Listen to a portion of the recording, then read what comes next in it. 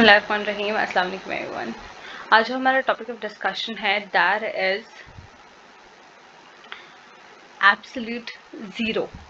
जो absolute zero वाला concept है ये इंट्रोड्यूस करवाया गया था as an extension of Charles law.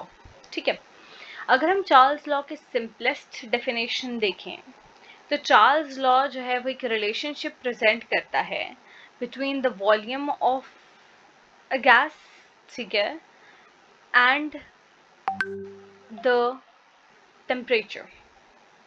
ठीक है, अगर temperature of a gas it increases, ठीक है, तो जो वॉल्यूम ऑफ द गैस है वो भी इंक्रीज करेगी। इसकी मोस्ट कॉमन एग्जांपल क्या है, आपके पास जो है वो बैलून्स हैं। अगर आप उनके अंदर एक जो हॉट एयर है वो भरते हैं तो वो एक्सपेंड कर जाते हैं बहुत ज़्यादा, लेकिन जैसे जैसे उनके अंदर वो जो एयर है वो कूल डाउन होना शुरू हो जाती है तो वो जो हैं वो श्रिंक करना शुरू कर देते हैं, अपने ओरिजिनल साइज से कम साइज पे आ जाते हैं। ठीक है, this is a very practical example of the Charles law. ठीक है, तो अब हम मूव करते हैं चार्ल्स लॉ के क्रिटिकल डेफिनेशन की तरफ, क्योंकि ये सिंपलेस्ट डेफिनेशन तो आप 9th क्लास में पढ़ चुके थे। अब फर्स्ट ईयर में इसको पढ़ाने का क्या मकसद है, ताकि जो चार्ल्स लॉ से या डिफरेंट जो गैस लॉज हैं उनसे जो नेक्स्ट चीज़ें डिस्कवर हुई हैं, न्यू चीज़ें डिस्कवर हुई हैं, आपको वो पढ़ाई जा सकें और वो समझाई जा सकें। ठीक है, तो अगर हम लोग critical definition of Charles law देखें तो एट कांस्टेंट प्रेशर, ठीक है, ये बात की जा रही है कि जो वॉल्यूम ऑफ द गैस है of a given mass of gas, देखिए यहाँ पर क्या चीज़ें कांस्टेंट हैं, एक प्रेशर आपने कांस्टेंट रख दिया, दूसरा मास कांस्टेंट रख दिया। जब भी हम लोग गैस लॉस के बारे में बात करते हैं तो हम चार चीज़ों की बात करते हैं, pressure, temperature, volume and amount of the gas. ठीक है, जिनमें से जब भी आप गैस लॉज को देखेंगे तो गैस लॉज हमेशा दो वेरिएबल्स के बीच एक रिलेशनशिप बता रहे होंगे और बाकी उनमें से दो वेरिएबल्स कांस्टेंट होंगे, वो कोई भी हो सकते हैं। जैसे बॉयल्स लॉ में प्रेशर और वॉल्यूम, प्रेशर और टेम्परेचर की बात की जाती है, सॉरी प्रेशर और वॉल्यूम की बात की जा रही है, माय मिस्टेक। ठीक है, तो यहाँ वहाँ पर क्या होगा, टेम्परेचर कांस्टेंट रखा जाएगा एंड एन यानी जो वैल्यू है हमारे पास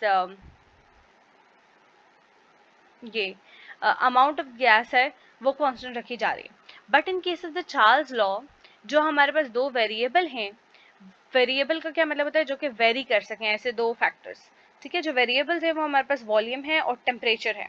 ठीक है, तो क्या होगा यहाँ पर कि टेम्परेचर चेंज होता चल जाएगा। टेम्परेचर देखिए इंडिपेंडेंट वेरिएबल है ना, आपने टेम्परेचर को चेंज करना है और टेम्परेचर के थ्रू जो है वो volume of the gas change होगी। ओके, तो यहाँ पर चार्ल्स लॉ क्या कह रहा है कि हमारे पास at constant pressure, pressure constant है और आपके पास एक गिवन अमाउंट ऑफ गैस है, यानी ये कि एन जो है वो भी यहाँ पर कांस्टेंट है। ठीक है, तो जो अब हमारे पास अगर एक ऐसी सिचुएशन आ जाती है कि हमने एक गिवन एक जो है एक पर्टिकुलर अमाउंट ऑफ गैस लिया है, ठीक है, और उसको एक कांस्टेंट प्रेशर पे रखा है, ठीक है, तो उसकी जो वॉल्यूम है वो इंक्रीज कर जाएगी या डिक्रीज कर जाएगी 1/273 ऑफ इट्स ओरिजिनल वॉल्यूम, जो उसकी ओरिजिनल वॉल्यूम थी एट 0 डिग्री सेल्सियस टेम्परेचर। ठीक है, जब टेम्परेचर देखिए ओरिजिनल टेम्परेचर 0 डिग्री सेल्सियस था ना, तो आपने एक वॉल्यूम मेजर की V0 ऑफ द गैस। ठीक है, अब अगर आप उस टेम्परेचर से जो कि 0 डिग्री सेल्सियस था उससे 1 डिग्री या 2 डिग्री या 3 डिग्री या इंक्रीज करते हैं या डिक्रीज करते हैं, तो जो वॉल्यूम है उसके अंदर 1/273 टाइम्स ओरिजिनल वॉल्यूम का चेंज होगा। मतलब सपोज मैं ये कहती हूँ कि देखिए, मैं एक जनरल बात करती हूँ कि मैंने टेम्परेचर जो है वो इंक्रीज किया 1 डिग्री सेल्सियस, तो जो मेरा वॉल्यूम था गैस का वो जो है वो पहले जो था वॉल्यूम उसने ऑक्यूपाई की हुई थी 1 और अब वो इंक्रीज हो गया टू 2। तो इसका मतलब मैं ये क्या कह रही हूँ कि ये 1 टाइम्स इंक्रीज हुआ है, मतलब ये नहीं है कि डबल हो गया है। तो यहाँ पर भी यही कह रहे हैं कि कितने टाइम्स इंक्रीज होगा या डिक्रीज होगा, इसके अंदर 1/273 टाइम्स द ओरिजिनल वॉल्यूम। ये 1/273 का ये मतलब है, ठीक है, कि ओरिजिनल वॉल्यूम से कितने टाइम्स इंक्रीज या डिक्रीज होगा अगर मैं टेम्परेचर को इंक्रीज या डिक्रीज करती हूँ, तो 1/273 टाइम्स। अगेन यहाँ पर स्टेटमेंट वही है कि अगर मैं टेम्परेचर को इंक्रीज करती हूँ 1 डिग्री सेल्सियस तो वो इंक्रीज करेगा 1/273 times of the original volume. Original volume suppose 1 थी तो ये यूं हो जाएगा, ठीक है। अगर मैं टेम्परेचर इंक्रीज करती हूँ 2 टाइम्स, ठीक है, तो वो इसी तरीके से इंक्रीज हो गए, उसकी वॉल्यूम के अंदर इसी तरीके से चेंज आ जाएगा 1/273 टाइम्स द ओरिजिनल वॉल्यूम, ठीक है। अच्छा, अब देखिए कि जो अब आप यहाँ पर एक हाइपोथेटिकल सिचुएशन कंसिडर कर लीजिए कि आपके पास जो आइडियल गैस थी, ठीक है, उसका जो वॉल्यूम था वो 0 डिग्री सेल्सियस पे, यानी ये कि जो उसका ओरिजिनल वॉल्यूम था 0 डिग्री सेल्सियस पे, वो क्या था, V0 cm3, ठीक है। उन्होंने कोई वैल्यू नहीं दिया आपको, क्योंकि हर जो गैस है वो 0 डिग्री सेल्सियस पे डिफरेंट वॉल्यूम देगी। तो उन्होंने यहाँ पर एक हाइपोथेटिकल सिचुएशन, एक हाइपोथेटिकल केस आपको स्टडी करवाया। अच्छा, नाउ अब अगर आप वॉल्यूम को क्या कर रहे हो, पहले यहाँ पे देखिए ओरिजिनल टेम्परेचर 0 डिग्री सेल्सियस था, लेकिन अब आपने क्या कर दिया, आपने टेम्परेचर को चेंज कर दिया टू -1 डिग्री सेल्सियस। यानी आपने क्या कर दिया, ओरिजिनल वॉल्यूम से आपने क्या करना है, आप टेम्परेचर आप डिक्रीज कर रहे हैं तो देखिए वॉल्यूम भी डिक्रीज होगी, क्योंकि मैंने कहा था temperature and volume they are directly proportional. आपने टेम्परेचर को 1 डिग्री सेल्सियस डिक्रीज किया तो जो वॉल्यूम है वो भी डिक्रीज होनी चाहिए। तो वॉल्यूम एट -1 डिग्री सेल्सियस क्या होगा, it would be original volume से कितने टाइम्स कम, 1/273 टाइम्स द ओरिजिनल वॉल्यूम कम हो गई, ठीक है।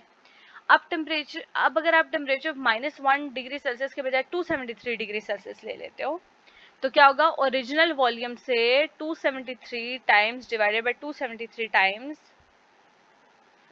इनटू ओरिजिनल वॉल्यूम कम। मतलब यहाँ पर देखिए आपने 1 से मल्टीप्लाई किया था ना, जब 1 चेंज आया था, तो यहाँ पर क्या चेंज आया, 273 डिग्री सेल्सियस का चेंज आया।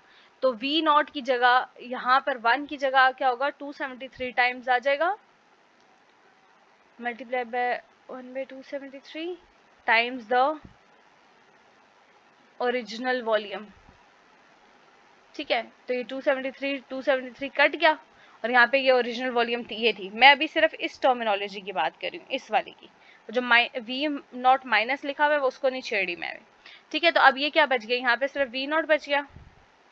अब इस पूरी टर्मिनोलॉजी को आप कहाँ शिफ्ट करें, इस पूरी टर्मिनोलॉजी को आप शिफ्ट करें टू दिस प्लेस, ठीक है। तो यहाँ पे क्या बच गया, V0 minus V0, it should be equal to 0। तो इसका क्या मतलब है कि अगर आप -273 डिग्री सेल्सियस टेम्परेचर लेते हैं तो जो वॉल्यूम है ओरिजिनल गैस का वो क्या हो गया, वो हो जाता है 0। 0 वॉल्यूम का क्या मतलब है कि गैस क्या है, बची ही नहीं है, कोई भी सब्सटेंस वहां पर बचा ही नहीं है। So is it practically possible, no it is not practically possible. That's why ये वाला जो टेम्परेचर है -273 डिग्री सेल्सियस, ये एक हाइपोथेटिकल टेम्परेचर है जिसको एब्सोल्यूट जीरो कहा जाता है। एब्सोल्यूट का क्या मतलब होता है, यानी यकीनी तौर पे जीरो, यानी ऐसा जीरो जिसके अंदर कोई चीज बचेगी ही नहीं। वॉल्यूम किसी भी चीज का देखो, कोई छोटी से छोटी चीज भी होगी, गैस भी होती है तो उसका वॉल्यूम है कि वो कितनी जगह ऑक्यूपाई कर रही है। वॉल्यूम जीरो होने का मतलब है कि उधर कोई चीज एग्जिस्ट नहीं कर रही है। आई एम होप पिंक के आपको ये बात समझ आ रही है यहाँ पे, ठीक है। Thus, exactly at -273 degree Celsius, the volume of the given mass of a gas reduces to 0. ठीक है, अब आपको यहाँ पे ग्राफ से एक्सप्लेन किया है। यहाँ पे हमने टेम्परेचर ले लिया है। देखिए जो भी वेरिएबल होता है, जो चीज आप चेंज कर रहे होते हैं ना खुद, वो हमेशा एक्स एक्सिस पे लेते हैं। तो आप टेम्परेचर यहाँ पर खुद चेंज कर रहे हो ना, उसको इंक्रीज कर रहे हो, डिक्रीज कर रहे हो, ठीक है, और उसके नतीजे में वॉल्यूम चेंज हो रही है। तो जो चीज डिपेंडेंट होती है वो हमेशा वाई एक्सिस पे ली जाती है, ठीक है। तो देखो आपने कहानी स्टार्ट की 0 डिग्री सेल्सियस पे, ठीक है, तो तब वॉल्यूम था, ये एक पर्टिकुलर वॉल्यूम था V0, ठीक है। लेकिन जब आप टेम्परेचर डिक्रीज करते चले गए हो, -0 डिग्री सेल्सियस से लेकर आप -273 डिग्री सेल्सियस पे चले गए हो, तो क्या है कि जो वॉल्यूम है वो भी डिक्रीज होती चली गई है, और एक टाइम आया है कि दैट जो वॉल्यूम है वो बिल्कुल बेस लाइन के साथ आकर टच हो रही है। बेस लाइन के साथ टच होने का क्या मतलब होता है कि वॉल्यूम बिल्कुल जीरो पे चली गई है। ये जो बेस लाइन होती है बिल्कुल नीचे, ये किसको इंडिकेट करती है? जीरो वॉल्यूम को। ऊपर ऊपर जाते जाते वॉल्यूम इंक्रीज कर रही है। तो इसका मतलब क्या है कि -273 डिग्री सेल्सियस टेम्परेचर पे जो वॉल्यूम है ऑफ द गैस वो बिकम जीरो। ठीक है, लेकिन आप जो टेम्परेचर इंक्रीज करते चले जा रहे हो तो वॉल्यूम ऑफ द गैस जो है वो इंक्रीज होती चल जा रही है। Thus, the hypothetical temperature at which the given volume of the gas reduces to zero is called absolute zero। ये मैंने भी आपको बताया कि वो टेम्परेचर, वो -273 डिग्री सेल्सियस वाला टेम्परेचर जिसमें गैस की वॉल्यूम देखिए यहाँ पर थ्रू मैथमेटिकल इक्वेशन आपको ये पता चल रहा है कि बिल्कुल जीरो हो जाती है, उसका इस टेम्परेचर को हमने क्या नाम दिया हुआ है? एब्सोल्यूट जीरो का। ये वॉल्यूम का नाम नहीं है एब्सोल्यूट जीरो, ये टेम्परेचर का नाम है एब्सोल्यूट जीरो। ठीक है, for this reason a new temperature scale has been developed. अब जो केल्विन स्केल आया था वो इस मैथमेटिकल इक्वेशन से, इस कैलकुलेशन से ही आया था। ठीक है, इस स्केल को हम लोग केल्विन स्केल कहते हैं। जिस तरह आपके पास सेल्सियस स्केल है, फ़ारेनहाइट स्केल है, इसी तरह आपके पास एक केल्विन स्केल या एब्सोल्यूट स्केल भी कहते हैं। जिस तरह सेल्सियस स्केल जो है वो शुरू ही 0 डिग्री सेल्सियस से मोस्टली होता है। ठीक है, तो जो केल्विन स्केल है वो -273.15 डिग्री सेल्सियस टेम्परेचर से स्टार्ट होता है, जिसको जीरो केल्विन कहा जाता है। ठीक है, या एब्सोल्यूट जीरो कहा जाता है। This is applicable for all other gases as well as is the lowest possible temperature in the gaseous state, but actually it does not happen because all the gases liquefy or solidify before they reach this temperature। हमने कहा कि ये lowest possible temperature है जिसमें gas state exist कर सकती है। ठीक है, लेकिन ये बात थ्योरेटिकल है। क्यों? क्योंकि जो आप टेम्परेचर इंक्रीज करना शुरू कर देते हो, जो volume of the gas decrease करती है, तो उसके गैस के मॉलिक्यूल्स देखो पहले बड़ी जगह पे थे, बड़ी वॉल्यूम ऑक्यूपाई कर रहे थे, जब छोटी जगह पे आ गए, कम वॉल्यूम ऑक्यूपाई कर रहे हैं, तो इसका मतलब उसके जो मॉलिक्यूल्स हैं एक दूसरे से ज़्यादा इंटरेक्ट करें, और इंटरेक्शन इतनी इंक्रीज होती चल जाती है दैट वो सॉलिड बन जाते हैं या लिक्विड बन जाते हैं।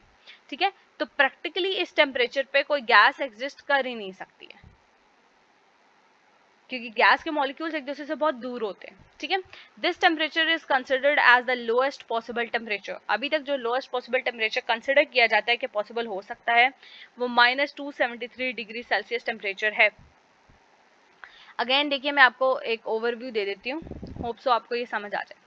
कहानी स्टार्ट हुई है चार्ल्स लॉ से, जो कि ये कहता है कि दैट जब आप टेम्परेचर इंक्रीज करोगे, volume of the gas increase करेगी। जब आप टेम्परेचर डिक्रीज करोगे तो वॉल्यूम ऑफ द गैस जो है वो ऑटोमेटिकली डिक्रीज कर जाएगी। ठीक है, अब उसने इंक्रीज और डिक्रीज होने के लिए एक फैक्टर बताया है। उसने ये फैक्टर बताया है कि दैट जब आप 1 डिग्री सेल्सियस टेम्परेचर इंक्रीज करते हो तो 1 मल्टीप्लाई बाय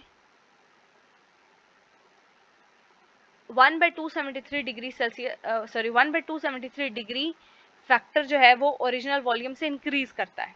ठीक है, इसी तरह देखो, अगर आप 2 डिग्री सेल्सियस टेम्परेचर इंक्रीज करोगे तो वो 2/273 हो जाएगा द ओरिजिनल वॉल्यूम। ठीक है, इसी तरह 3 डिग्री करोगे तो 3/273 मल्टीप्लाई बाय V नॉट हो जाएगा। ठीक है, तो ओरिजिनल वॉल्यूम से ये टेम्परेचर जो है वो इतने फैक्टर्स 1/273 टाइम्स या तो इंक्रीज करेगा या डिक्रीज करेगा। अगर आप टेम्परेचर इंक्रीज करोगे तो ये वॉल्यूम भी 1/273 टाइम्स इंक्रीज करेगी। लेकिन अगर आप ये डिक्रीज करते चले जाओगे तो ये वॉल्यूम भी जो है वो डिक्रीज होती चल जाएगी और इसके साथ माइनस का साइन लगता चला जाएगा। अच्छा, अब ये जो V नॉट है बेसिकली ये क्या है? ओरिजिनल वॉल्यूम होती है, और ओरिजिनल वॉल्यूम किसी भी गैस की आप मेजर करते हो एट 0 डिग्री सेल्सियस। ठीक है, तो 0 डिग्री सेल्सियस पे एक गैस ने सपोज 2 सेंटीमीटर पर क्यूब वॉल्यूम ऑक्यूपाई की है, तो V नॉट की जगह आप क्या लिख दोगे? 2 सेंटीमीटर पर क्यूब, कि भाई ये जो पर्टिकुलर गैस थी इसका V नॉट क्या है? V naught is equal to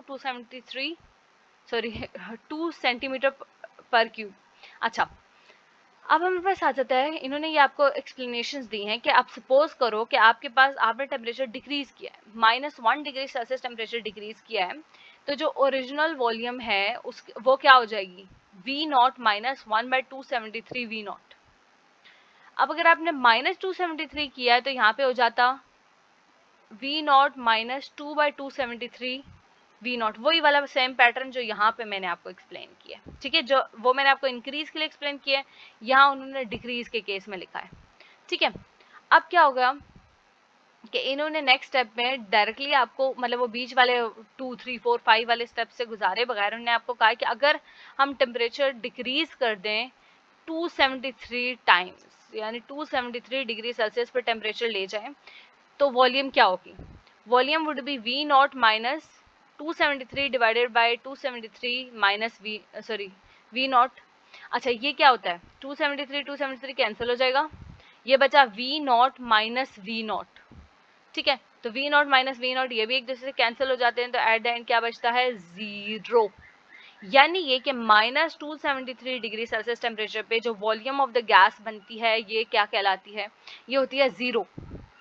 अब ये वाला जो टेम्परेचर है -273 डिग्री सेल्सियस, जिस पे वॉल्यूम ऑफ द गैस 0 हो जाती है, इस टेम्परेचर को एब्सोल्यूट टेम्परेचर या एब्सोल्यूट 0 कहा जाता है, ठीक है।